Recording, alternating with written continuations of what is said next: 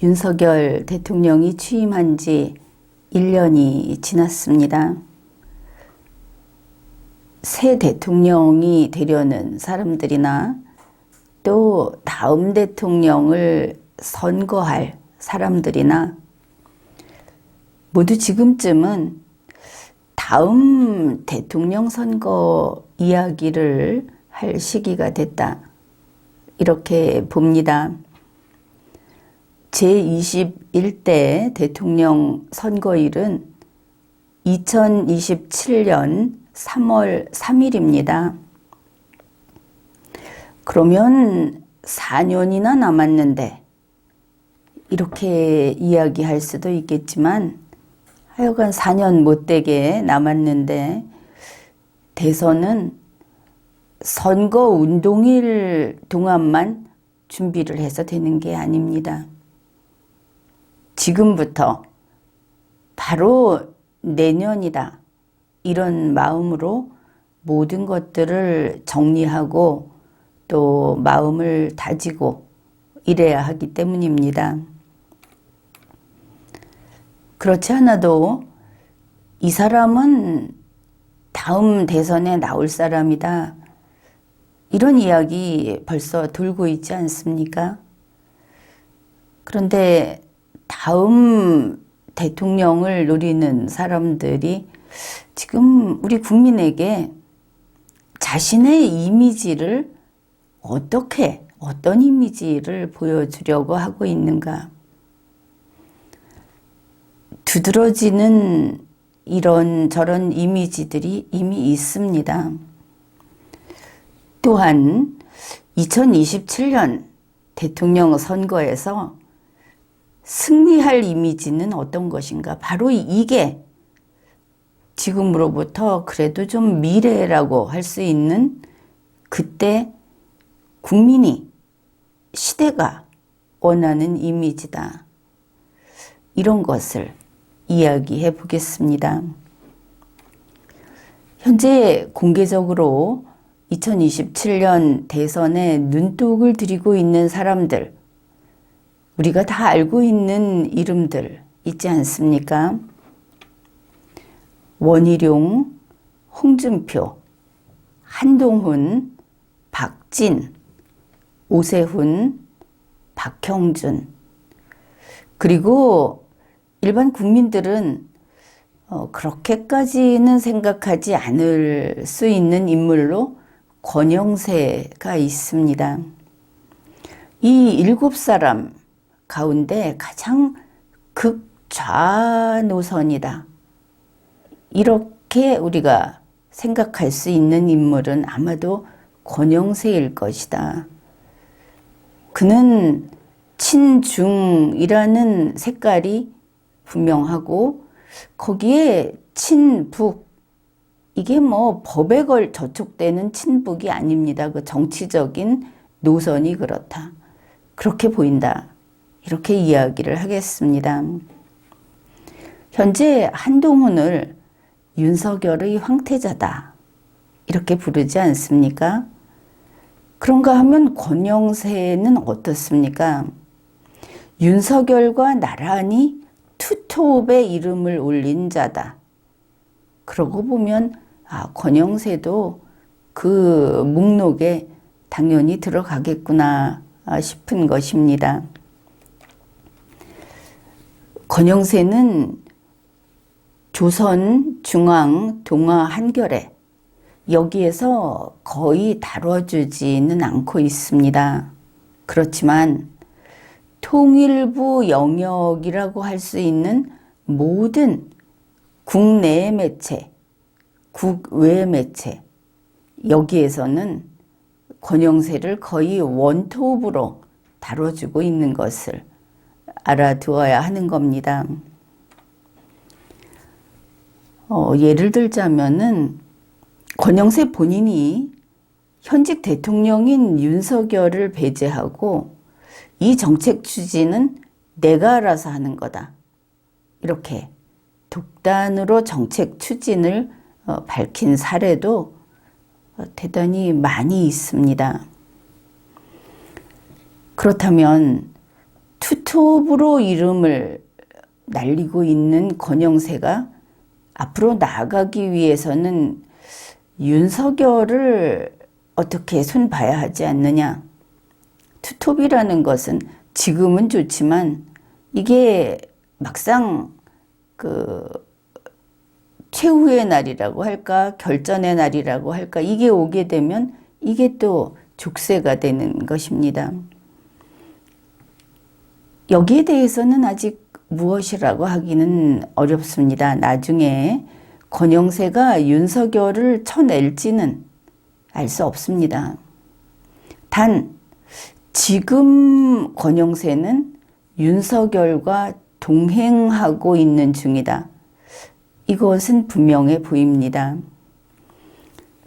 권영세의 그 영향력이 미치는 그 범위를 보자면 이 정도 되면 이것은 분명히 정부의 권역이다. 윤석열 대통령의 권역이다 싶은 KTV, 민주평통, 그리고 근래에 육군참모총장 같은데 권영세의 지지 발언이 나오는, 권영세의 입장과 같은 입장을 보이는 이런 식으로 나오는 것을 보았을 때, 권영세의 영향력이 미치는 이런 것을 보았을 때 윤석열 역시 권영세와 함께 가고 있다. 이것은 알 수 있습니다. 권영세가 원톱을 자처하더라도 지금 당장은 윤석열에 대한 배신은 아닌 걸로 보인다. 이렇게 평가를 하는 겁니다.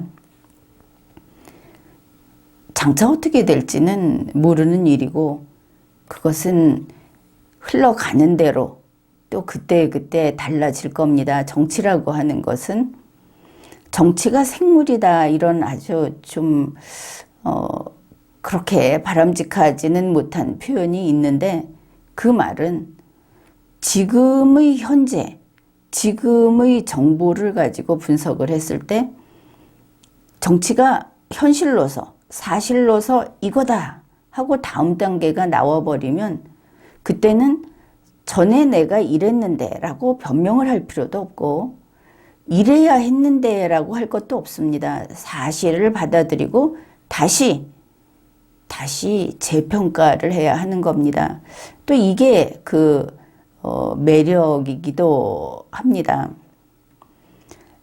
앞에 이야기한 그 7사람, 그들의 그 대선 작전, 그게 우선 이것만큼은 일사불란하게 갈 거다 싶은 그거를 한번 보기로 합시다. 지난 20대 대선을 보면은 소위 그것을 참조를 한다면은 이번에는 보통 이름을 이렇게 합하지 않습니까? 문재, 윤석열, 이 두 사람을 합쳐서 문재, 윤석열의 양아들 작전이다. 이렇게 한번 이름을 붙여보겠습니다. 지난 20대 대선을 한번 기억을 되살려 봅시다. 그 당시 여당이었던 민주당의 입장이 어땠는가 하면은 민주당 후보를 가지고는 대선에서 승산이 없었습니다. 그렇다면 민주당이 후보를 내되 야당 후보를 내야 하는 이런 상황이었던 것을 알고 있습니다. 당시 대통령이었던, 당시 보궐 대통령이었던 문재인은 야당 후보를 입양하는 그런 전술을 썼다. 이렇게 분류를 할 수 있겠습니다. 단 야당 후보를 입양하되 그러면 남의 당의 남의 후보가 되는데 어떻게 내 후계자가 되겠느냐. 거기에 중요한 요건이 있습니다. 문재인에게 충성하는 후보여야 한다. 이것입니다. 그리고 보면 지난 2021년부터 대선 후보감들, 보수당이라고 하는 그 야당의 대선 후보감들이 어땠습니까?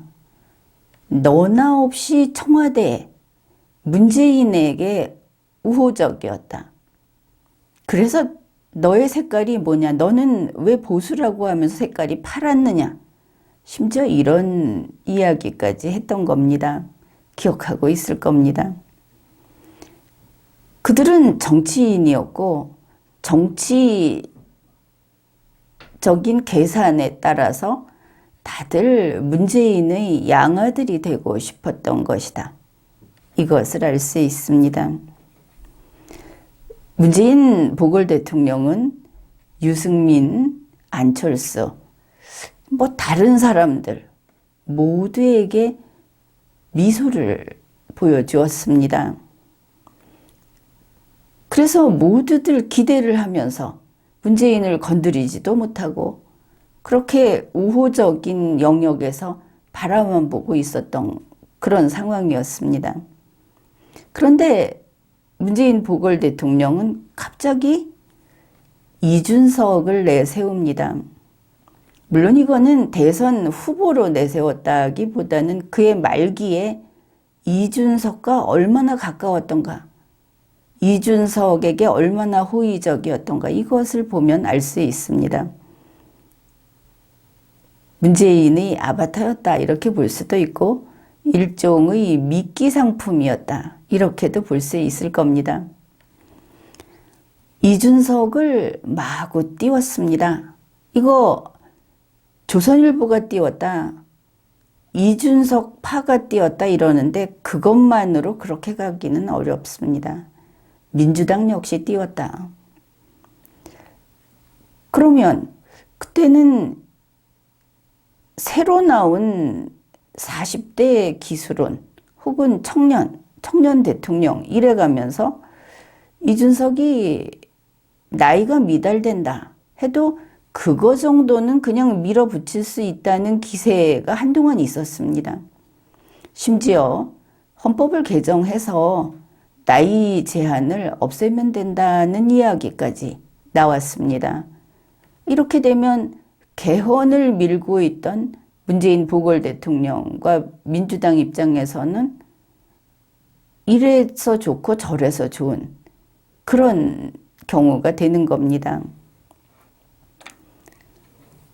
이준석은 미끼 상품이었다. 그래서 잘 써먹고 결국 국민의힘을 크게 금이 가게 하는데 또 잘 이용을 했다. 결과를 보면 누구나 알 수 있는 일입니다. 이제 선거는 어떻게 할 것인가?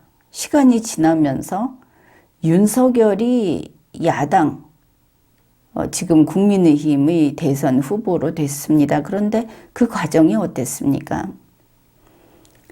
보수가 이재명이 되는 것보다는 낫다고 밀어붙였다고는 하지만 사실은 지나치게 억지가 개입이 돼 있었고 지나치게 무리였다. 돌이켜보면 다들 그렇게 이야기를 할 겁니다. 윤석열 씨가 야당 후보가 되는 것은 상당히 힘겨웠습니다. 이렇게 여야가 다 밀어주는 후보가 아니었다면 진작 떨어질 요소가 너무 많았다. 그뿐 아니라 거기에 경선 과정에 탐탁치 않은 그런 대목도 제법 있었다.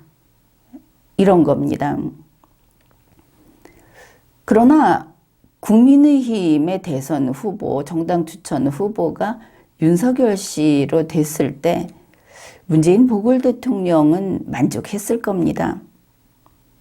왜 그런가? 이것은 윤석열이 누구냐?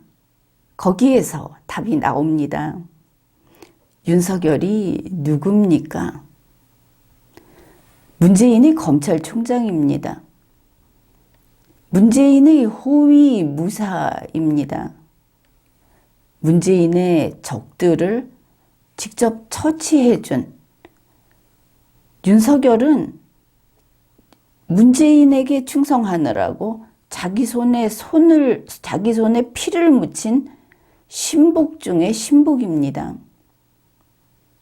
이런 윤석열은 문재인을 배신 못합니다.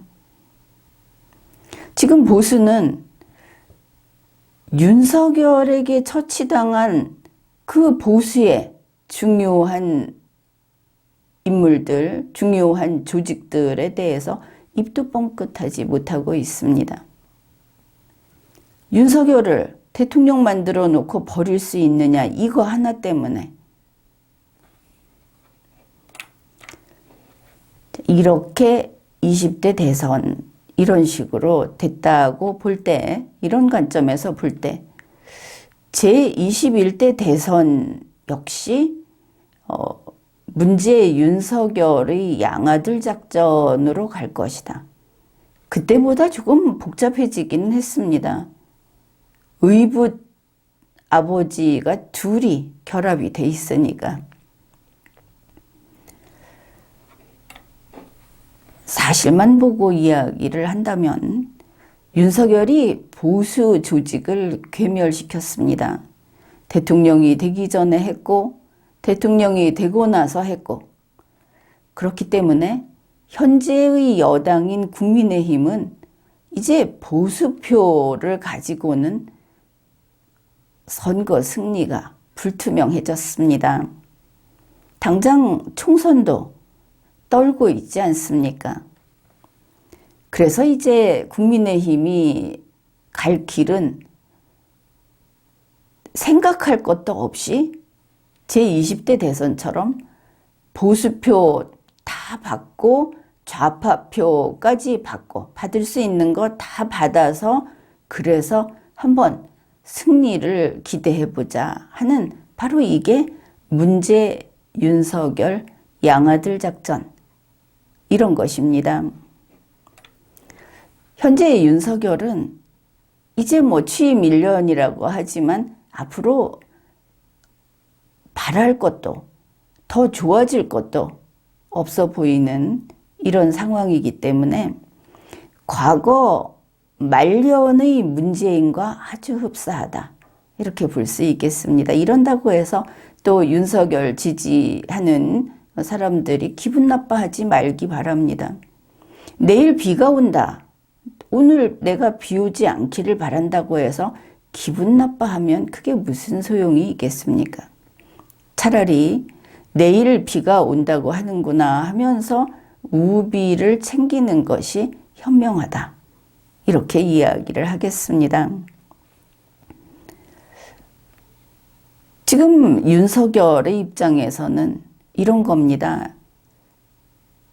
윤석열을 배신하지 못하는 충신이어야 하고, 그것만으로는 안 되고 문재인도 오케이 하는 후계자를 찾아서 그가 모자라면 무리해서라도 밀어야 하는 이런 입장인 겁니다. 지난번에 미끼 상품은 이준석이었다, 이렇게 보았다면 현재 윤석열의 미끼 상품은 황태자라는 이름이 붙어있는 한동훈이다, 그렇게 봅니다. 과거에 문재인의 아래쪽에 문재인의 그 아들격으로 윤석열이 있었다면 현재 윤석열의 아들격으로는, 그렇다면 투탑이라고 하는 권영세가 있다고 볼 수 있겠습니다. 그런 면에서는 아무도 생각하지도 않았고 보기에 그렇게 젊지도 않은 권영세가 후계가 될 수 있겠는가? 이거를 그렇다고 보기는 어려울 수 있어도 배제하기도 쉽지 않다, 그렇게 생각이 들지 않습니까? 앞에서 이야기한 7명, 이 7명은 우리 모두가 알고 있는 이름이어서 이렇게 다루는 겁니다. 어디에 또 대단한 그 국민의 신망을 받을 만한 인물이 있을지도 모르는 일입니다. 앞에 이야기한 7명의 대선 이미지는 그러면 어떻게 갈 것인가? 이들이 무엇을 표방하고 있는가? 내가 이러니 뽑아주십시오. 라고 하고 있는가 하는 이야기입니다. 윤석열 현직 대통령이 제2의 박정희를 자처하고 있지 않습니까? 그 자체로 시대착오적이다. 우리가 사는 이 세상과 전혀 맞지 않는다. 이렇게 볼 수도 있을 텐데, 그래 여기서는 비판하지 말고 그냥 본인이 그렇다고 하니까 이제 그렇게 갑시다. 그러다 보니 현재 다음 대선 후보감으로 이름을 스스로 밝히고 있는 이런 사람들이 폭군 박정희 코스프레를 하고 있습니다. 그냥 박정희가 아니고 독재자 박정희, 폭군 박정희. 무슨 이야기냐? 아주 세게 보이고 그 다음에 영도자처럼 보이는 그런 이미지를 추구하고 있다. 이런 뜻입니다. 그런데 여기 문제가 박정희 전 대통령을 독재자라든지 폭군이라고 부르는 그런 수식어를 붙이는 사람들은 대개 좌파 정치 진영이다. 그러면 차기 대선 후보감들이 좌파 진영에서 쓰는 표현을 쓰고 있고 좌파 진영의 그 시각으로 우리의 헌정사를 보고 있구나. 박정희 전 대통령을 보고 있구나. 이것도 놓치면 안 되는 대목입니다. 그래 이 후보감들이 어떻게 하고 있느냐? 다 제멋대로 하고 있습니다. 여기 후보감들 보면은 장관도 있고 지자체장도 있고 이런데 법에 따라서 그 임무에 충실한 이런 게 아니고 벌써부터 대선 후보감으로서 자기를 알리려고 그리고 나중에 선거운동에 유리하게 하려고 자신의 그 공무수행을 그쪽으로 비틀고 있다. 거기에 대해서 비판의 소리가 들어오면 듣지도 않는다. 이런 것을 우리가 잘 알고 있습니다. 그러니 보수 그 정치 그룹이라고 할까 보수 정치 진영을 좀 좋아하는 국민들 입장에서는 대단히 난감해졌습니다. 갑자기 정치인들이 보수를 버리고 국민 주권주의를 버리고 법치주의를 버리고 이거 다 내다버리고 폭군 노릇을 하고 있다. 그러니 더더욱 후보감이 없다 하는 이야기가 나오는 것 아니겠습니까?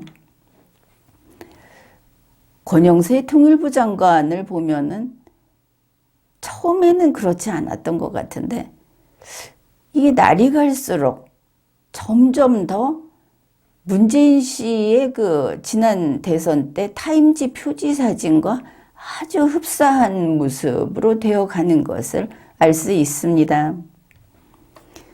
여기에서 문재인 보궐대통령, 전 보궐대통령과 윤석열 대통령의 이미지 거기에 대해서도 좀 이야기를 하고 갑시다.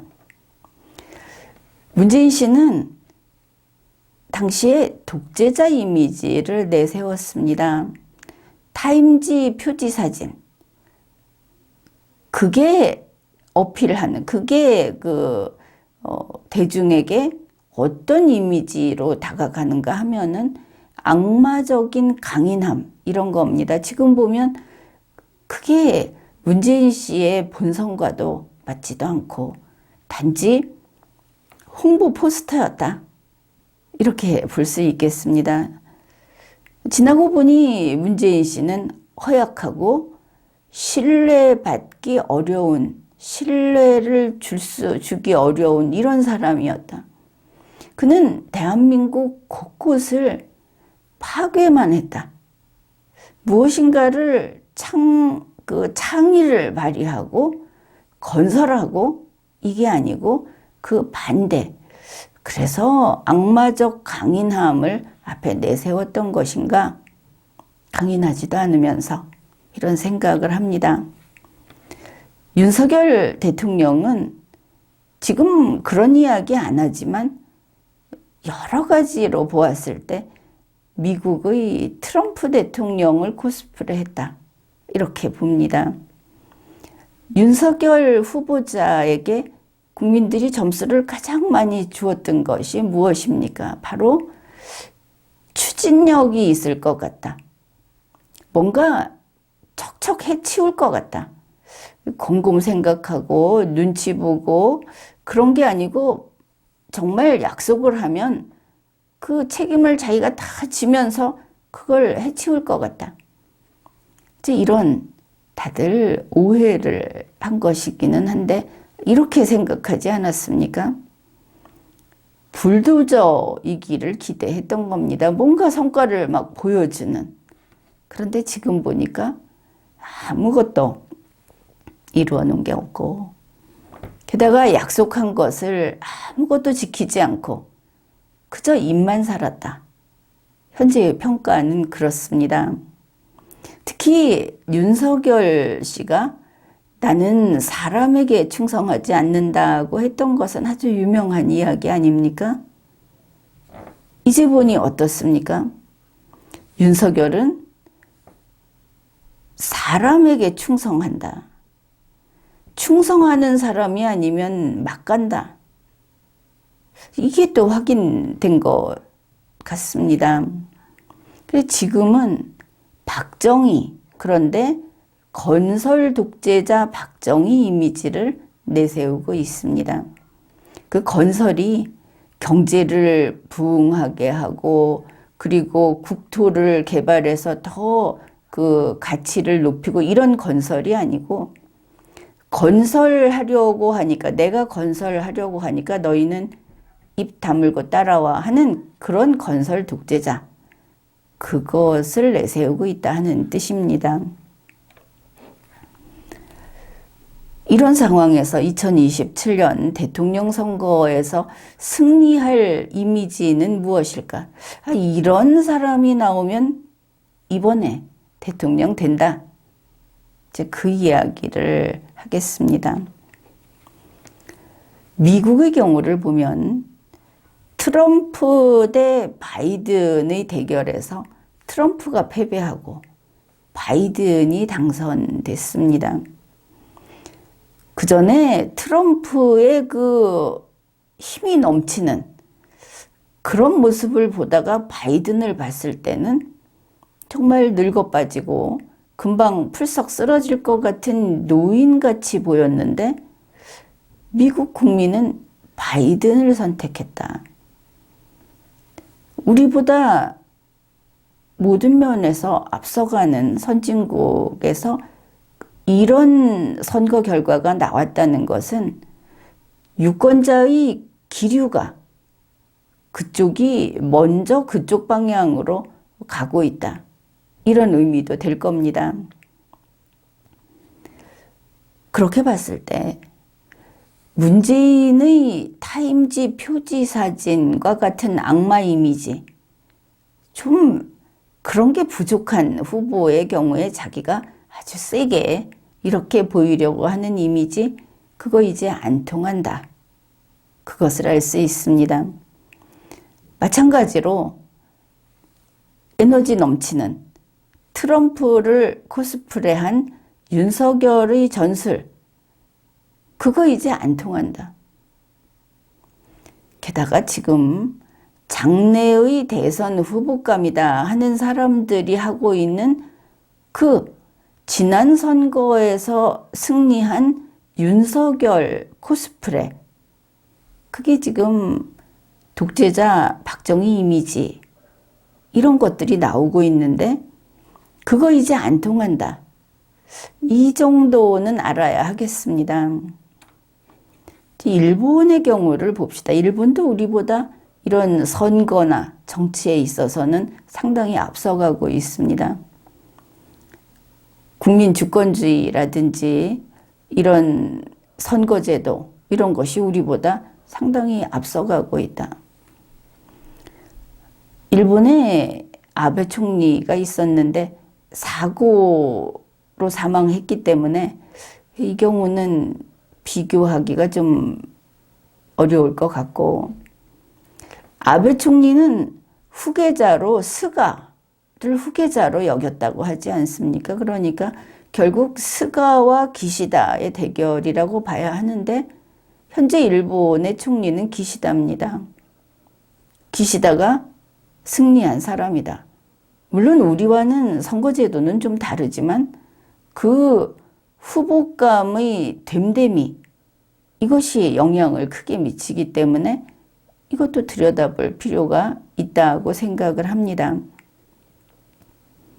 2023년 5월 타임지 국제판의 표지에 이 기시다의 사진이 올라갔습니다. 선거 포스터 같은 그런 사진이 올라갔는데, 그 기시다의 사진이 어떤가? 국제관계에 있어서 치밀한 전략가의 이미지, 우락부락하고 육체적인 힘이 강하고 눈빛이 아주 서늘하거나 싸납거나 이렇지 않은 바로 그런 치밀한 전략가의 모습을 담고 있습니다. 이들이 가는 길, 그게 신일본 제국이구나 싶은 아주 미래적이지는 않습니다. 그래서 이런 이미지를 보여주었습니다.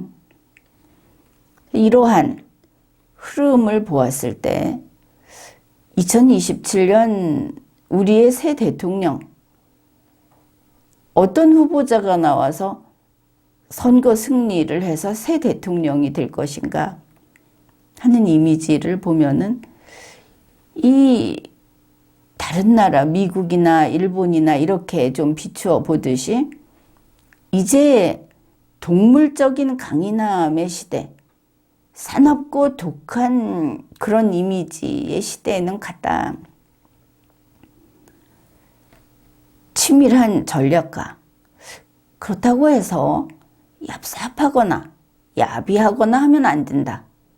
그래서 도끼가 없고, 그 다음에 보통 사람처럼 선량한, 보통 사람처럼 성실한, 아주 크게 국민을 속이거나 남을 요리하거나 이러지 않는, 그냥 세상을 살아가는 이웃으로서 믿고 살아가기에 괜찮은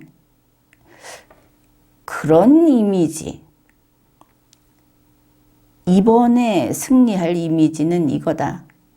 바로 이게 신대한민국의 이미지라고 생각을 합니다. 그러면 지난번에 보수 이렇게 말을 했는데, 이제 윤석열 후보가 이번에는 이게 좌파냐 우파냐 어느 쪽이 유리할 거냐 이것도 보자면은, 이념에 있어서는 자유민주주의 우파 후보가 유리할 거다 이렇게 봅니다. 자유민주주의가 떨어지면 안 됩니다. 자유와 민주주의가 아니고 자유민주주의, 여기에 유의해야 합니다. 왜냐하면 미국에는 공화당과 민주당이 있지 않습니까? 우리 한국에도 국민의힘과 민주당이 있습니다.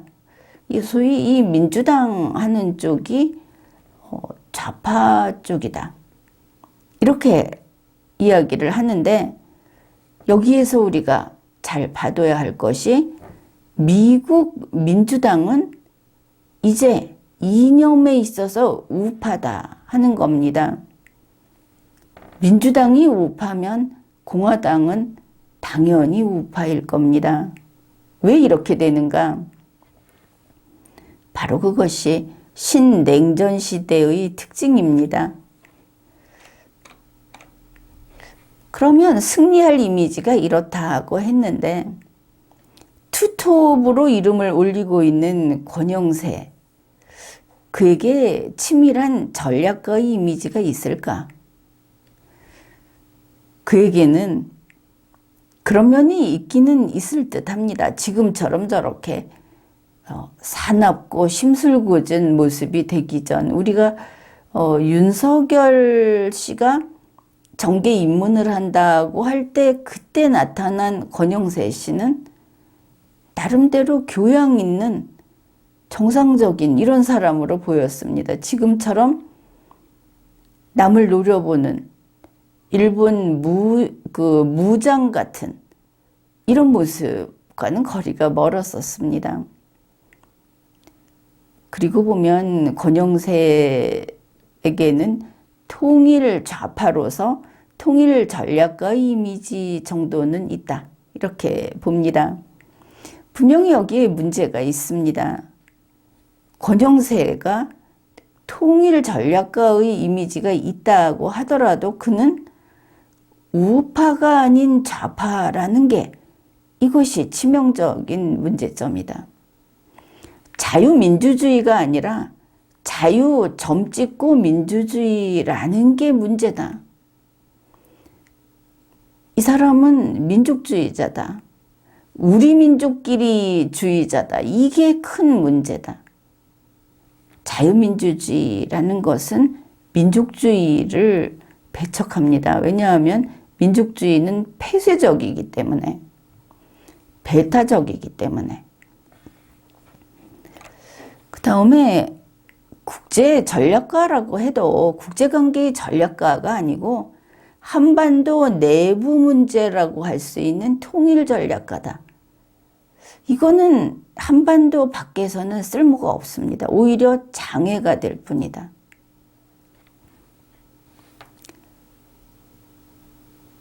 권영세의 이미지가 이러하다 이렇게 봤는데 가장 중요한 점은 권영세 자신이 대단히 강력하게 그리고 저건 너무 오만스럽다 이렇게 보일 정도로 자기 자신의 이미지를 밖으로 표출하고 선전하고 홍보하고 있다 하는 점이 되겠습니다. 지금까지 리걸마인드 연구소였습니다.